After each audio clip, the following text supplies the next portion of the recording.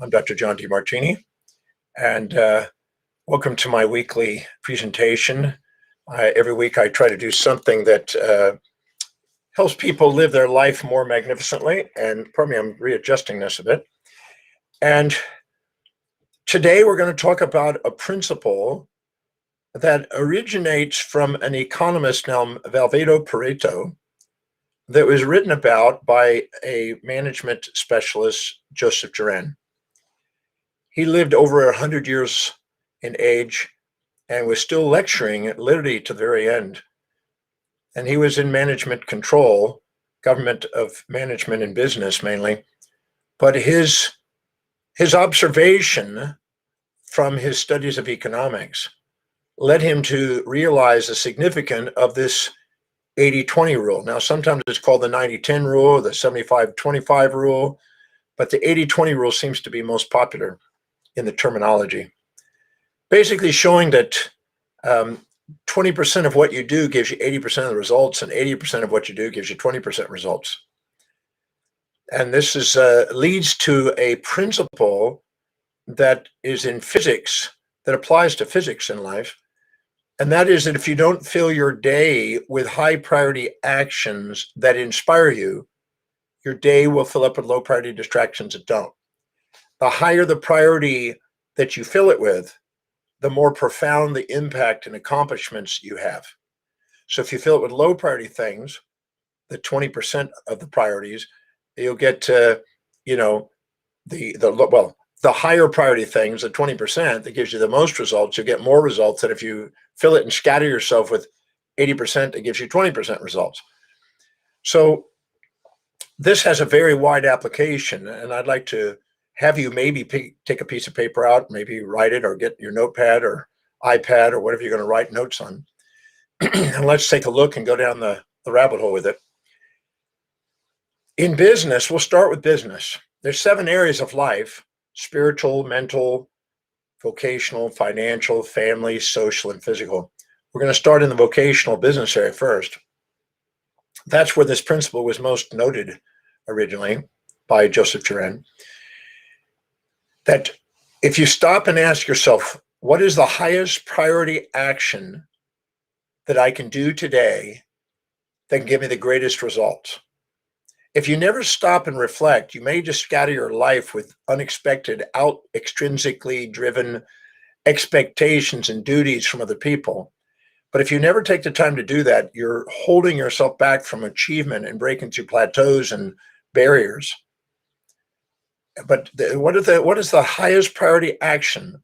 The 20% of what all the things that I do that gives me 80% results, give me most of the results. Now, I first implemented this really way back when I was 27. I literally made an effort by reading a book called The Time Trap by Albert McKinsey, because I realized I was doing a lot of stuff in my clinic at the time, and I realized that I was spending a whole lot of time doing kind of low priority things. I wasn't getting as much productivity out of myself as I could. So I read this book, The Time Trap, and I literally saw all my pitfalls of delegating and all the reasons why I was holding myself back. I thought, well, by the time I gave it to somebody, I could have done it. Well, if I give it to them, they may not do it the way I want it, and then I got to do it again. Well, I always have to go over it again, and then I rob them of accountability, and then I end up rescuing them. And then I end up, by the time I train them, I could have just done it. All these different excuses. And I realized I was holding myself back trying to do everything. So I got a list of everything that I did in a day, and I categorized it based on professional and personal. And I made an exhaustive list, not vague, broad generalities like marketing or sales. That's too broad, but the actual actions, making calls, doing inventory, studying it, asking questions. I broke it down into the details of what I did in a day. And then I asked myself, after I made this exhaustive list, how much does it produce per hour? And I extrapolated the best I could, estimating it, because some things seem to be getting zero and some getting more money.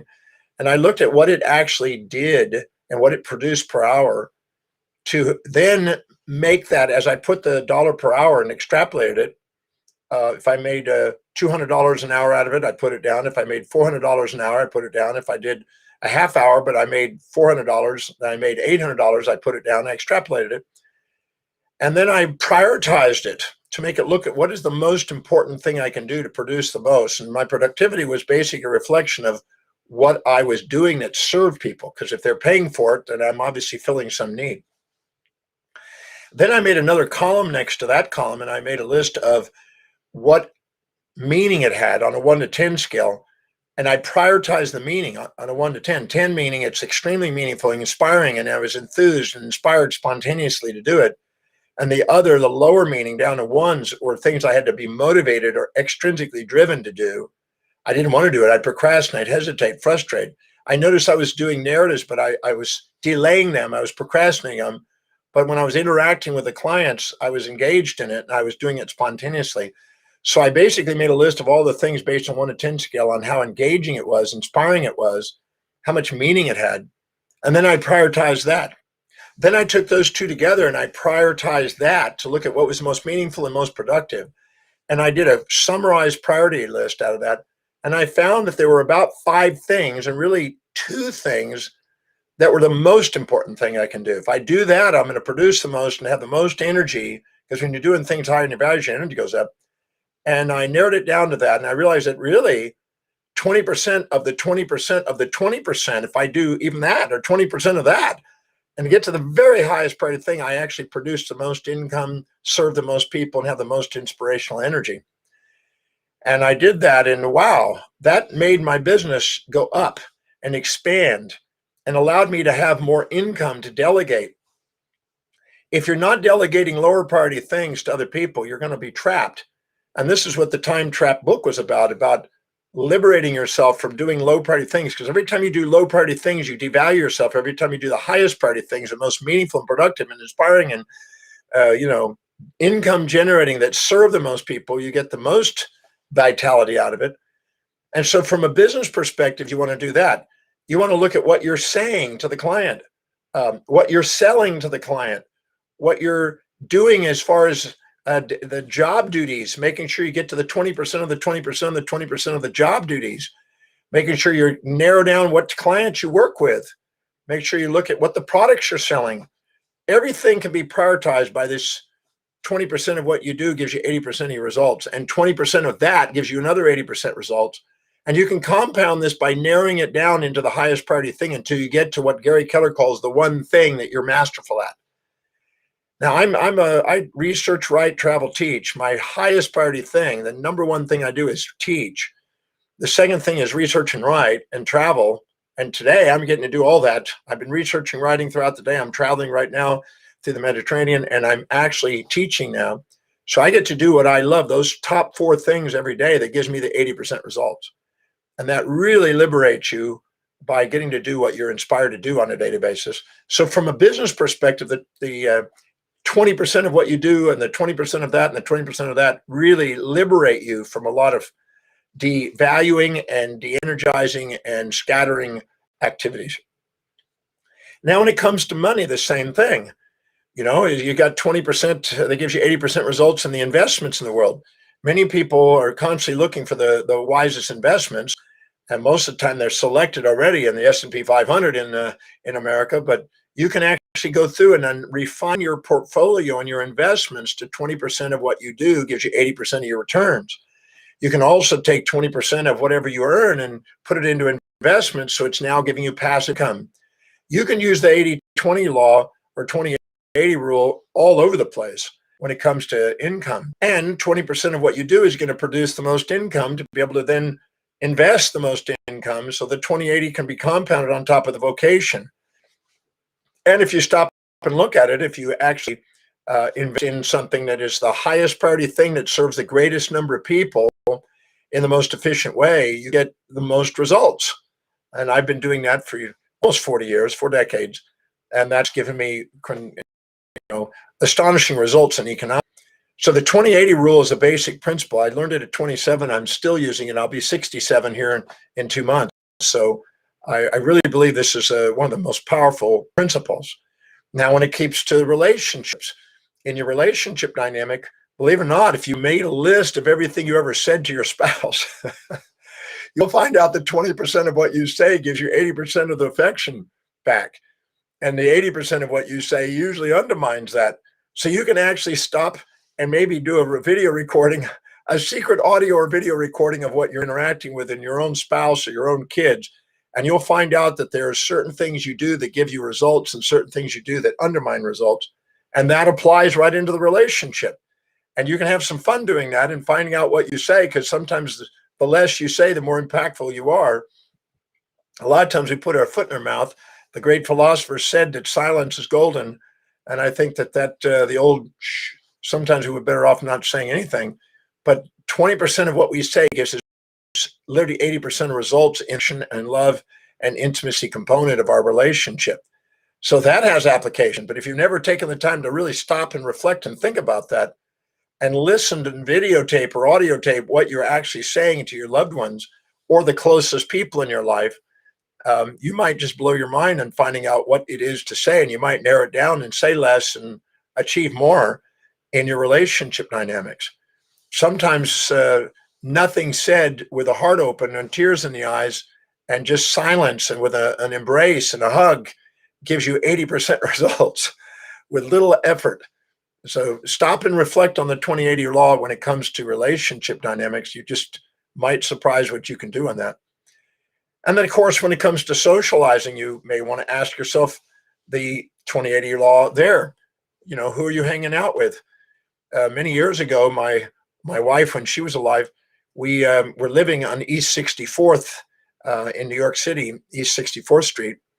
And we had decided that it was a little noisy there because we were right there going into the park and you could hear the honking horns half the time. And we were on the 5th floor of a big brownstone.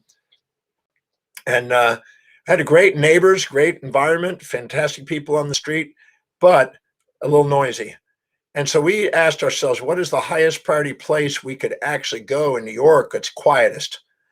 And also that would position us with the highest profile, highest income, highest leveraging factor we could.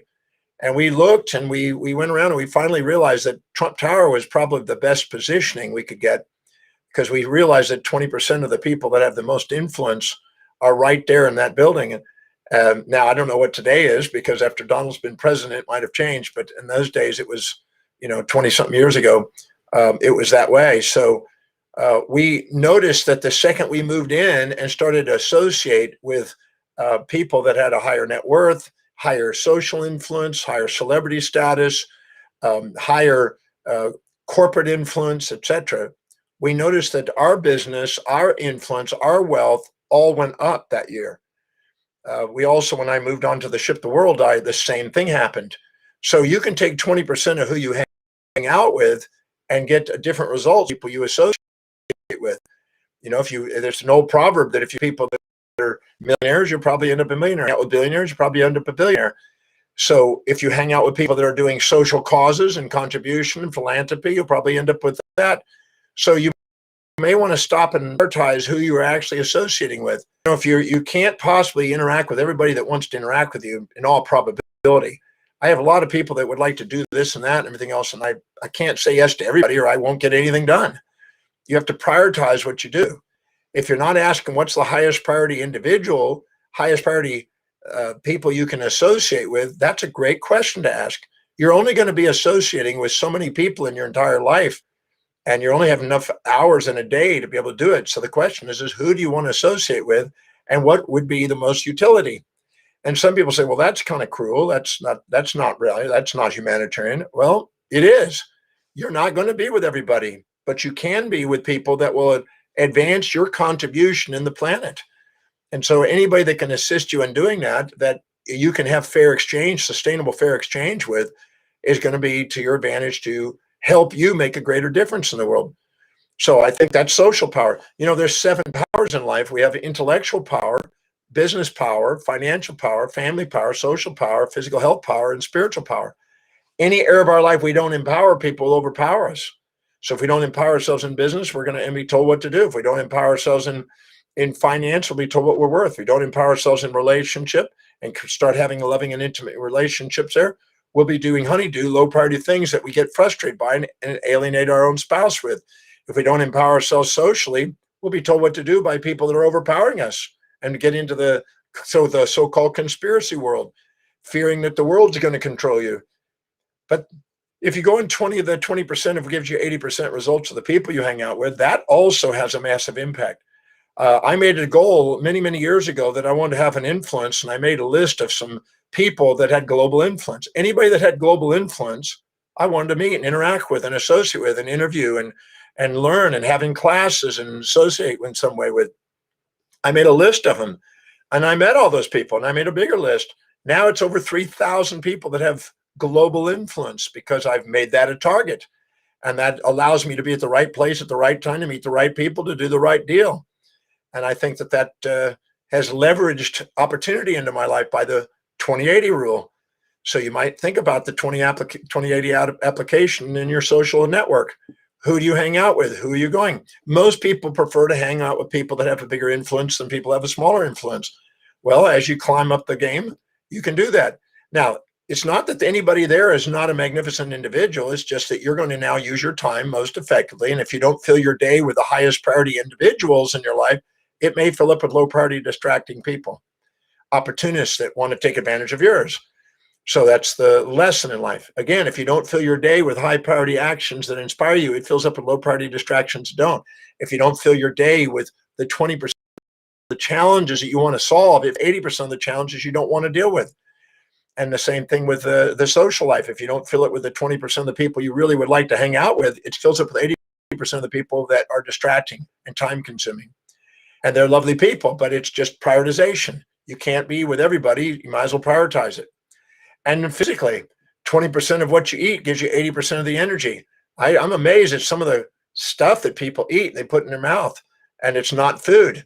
They're living to eat because they want sweets and fats, and they're letting the outer influence and sales and gimmicks and unhealthy foods get into their consciousness instead of actually prioritizing what they eat, prioritizing their exercise program.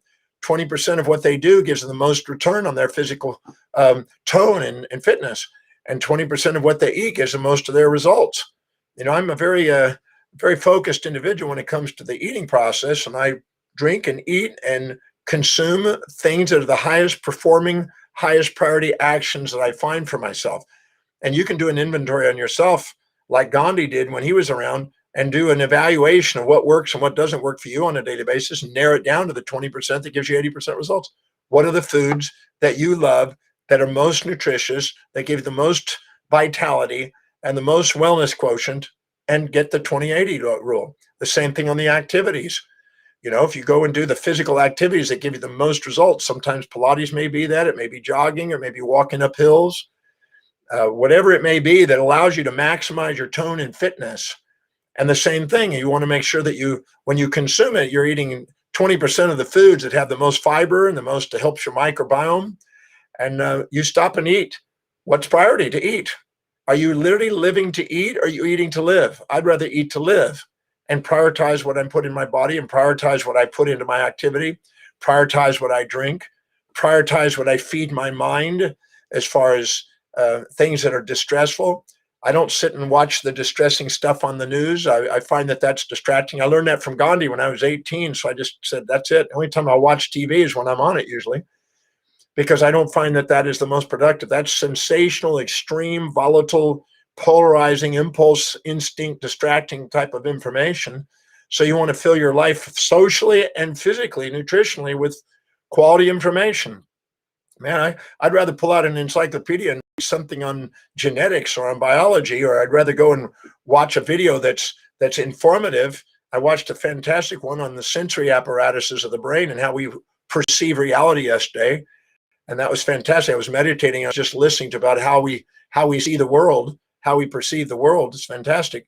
I'd rather feed my mind with information that's going to increase the probability of me making a difference in the world and fulfilling my mission.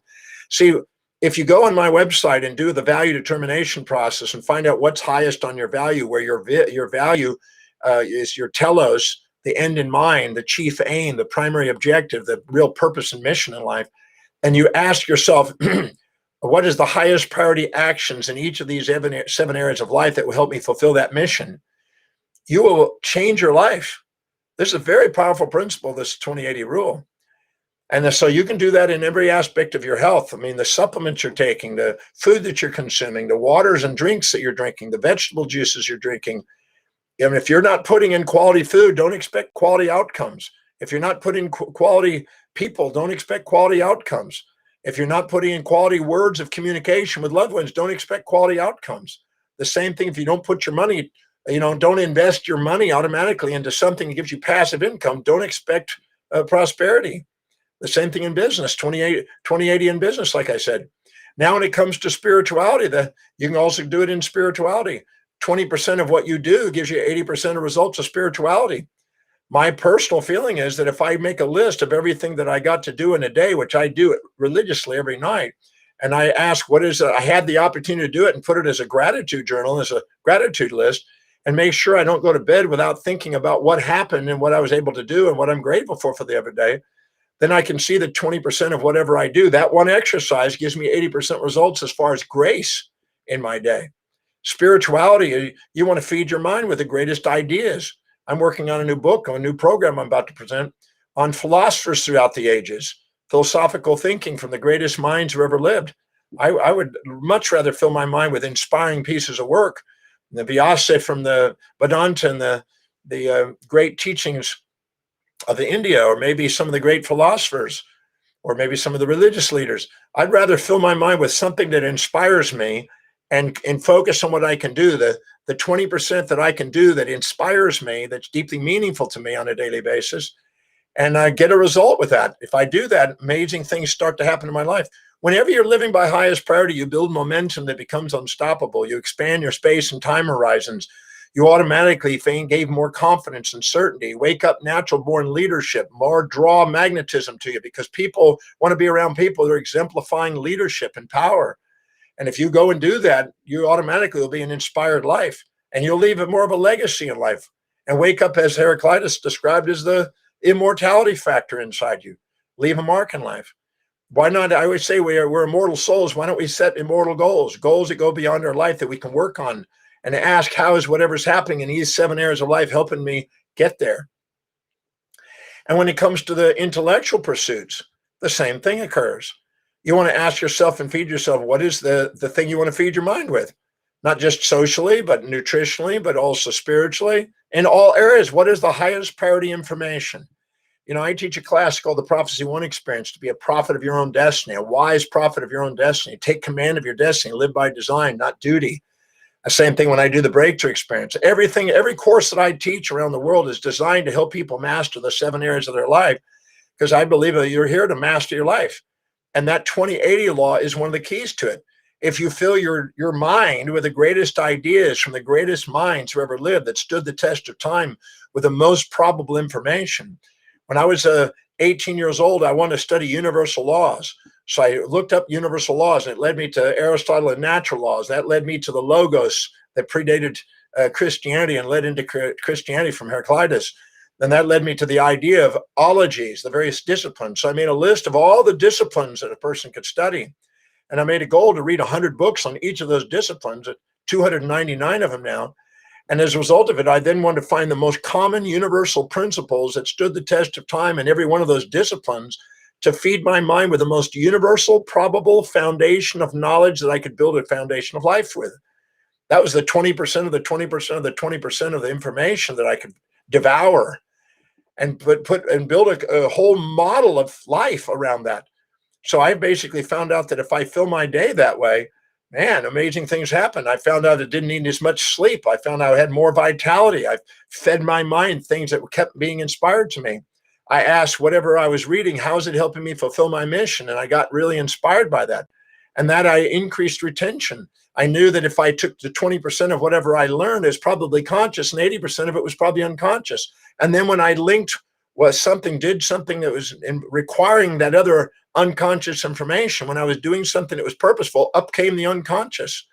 But I basically focused on the 20% of what I was reading and filling my mind with it. I used to select it. I realized that the average person may read 1 book a week or maybe 1 book a month or something like that. I used to read many books in a day, 4 to 7 in each morning. And in the process of doing it, I would ask myself, okay, I only have so many thousands of books I'm going to read in my life. What's the highest priority piece of literature I want to put in my mind? And I found out that if I target what it is that I want to feed my mind with by the greatest ideas, by the greatest minds who ever lived in each of the 7 areas of life, the greatest business leaders, the greatest financial leaders, the greatest relationship leaders, the greatest social leaders, the greatest health and fitness leaders, the greatest spiritual leaders, the greatest intellectual pursuits, the great Nobel Prize winners, the great thinkers and philosophers, the great contributors and innovators. If I surround myself with the 20% of those people that made the biggest difference in the world and feed my mind that on a daily basis, my life changed. Well, I'm blessed today because I did that 20-80 rule. It really started cognitively. I was doing some of it without even really knowing about it until 27, but then I become conscious of it and made it a priority. And I basically delegated the rest away. So people say, well, what you eat certain things and that's basically what you do. And I said, yes, I eat. I don't live to eat and just flavors and go for richness and all that stuff. I eat the highest performing foods. I read the most performing information. I try to go if I'm going to go online, I'm not going to sit and just socially trivial stuff. I'm not going to get caught in that. I'm going to go and feed my mind on the highest priority information. If you look at what I log into, you can see what I'm putting into my mind. And I find that's allows you to get the most out of life. I mean, you can basically be bombarded by people out there that are uninspired, that are victims of history, not masters of destiny. But I'd rather surround myself with masters of destiny in all those areas and take the 20% of the masters. Less than 1% of the people become Nobel Prize winners. Less than 1% become the great business leaders. Less than 1% become the great financial, extremely wealthy, the Bezos and the Buffetts. Less than 1% have dynasties of families. Less than 1% have the social influence and social political influence. Less than 1% of the gold medalists and less than 1% of the great spiritual leaders. I'd rather go and fill my mind with those people that have stood the test of time, that leave their mark, and be one of the heroes in the world than just be a collective herd. And the thing, and we do things by the 80-20 instead of the 20-80. If we do the 20% that gives us 80% results, we move towards empowering our life and leaving a legacy. If we do the other way around, we fit in and we envy and imitate and we lose ourselves and be second at being somebody else, not being first at ourselves. So I just want to take the time to talk about the 20-80 rule that Valvado Pareto in his economics talked about. And you'll see this in every aspect of your life if you think. You can just meditate on that tonight and just contemplate that. And maybe you can prioritize these areas, because it saved me a lot of aggravation in life, and it helped me get more in the flow and get to do what I love and delegate. And make sure you delegate everything. And that leads me to what I want to give you here. I've been doing the delegation process since 27, since I opened up my practice many years ago. And I want to share this little gift with you. I want you to download this daily delegation form. It's the same form that I used all these years.